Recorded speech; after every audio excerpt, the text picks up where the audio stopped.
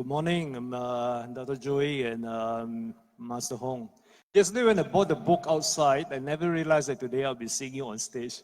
But anyway, the thing is that I bought the book on Yin Fengshui, and I found it, when I was reading it last night, I found it very fascinating, very absorbing.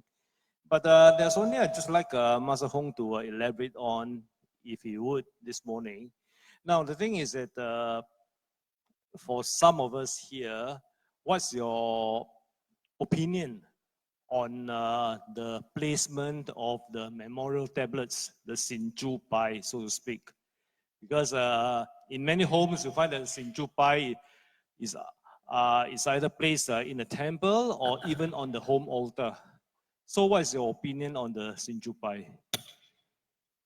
I didn't quite catch you. You are saying that for the cremation, after cremation, you put the ashes in a temple or on the altar. Is that right?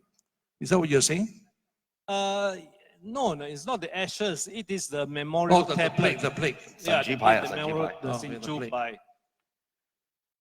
The plaque is just a device for you to remember that the departed person. All right. I don't put too much emphasis on where it is. Basically, we are talking about DNA. So if you have the body or you have the ashes, you still got some DNA to talk about. The plaque is just a bit of wood. So it's a device for you to remember the person. It's a symbol. It's just like a painting. It's a symbol. It has no chi in itself. So it doesn't matter where you put it. If you ask me. Not too concerned. It's not too much of a concern to you. All that's concern to me is the selection of the good place to bury. Either to bury the whole coffin or you bury the urn after cremation. I think his question is more like where the altar should be placed. Is that the question? Sort of, because the thing is that if you were to place a Sin Chu Pai in the house, you Yeah. would normally be placing it on the altar too. It's one step lower than the main gods. If you're asking for formalities, that's what it is. You know, what do you pray to? Kuan Yin, Buddha.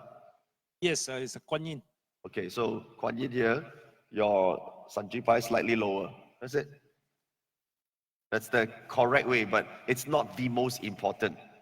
According to Yin House Feng Shui, the actual place of burial or where you put the ashes, that is like 95%. To give you a different analogy, the Sanji Pai, which is the tablet, in case you're wondering, it's like your WhatsApp, WhatsApp phone. You put there, you talk to the whoever is, that's what it's for. So just put it in a good place, so reception is higher. That's it. Okay. Okay. All right. Okay. Cool. Sorry. Just one final question. We gotta make it quick though because yes. we have to. All right. Now the thing is that I've heard that the altar actually, normally traditionally the altar faces the main door. Yeah. But I've heard that there are some opinion that the altar should be. First of all, it shouldn't be face. No, who say must face main door? I mean, traditionally, you go to any house or the altar, I think that 99% it faces the main door. But is there any reason? No, that one because the fellow scared ghosts come in, so you put there, scare the ghosts away.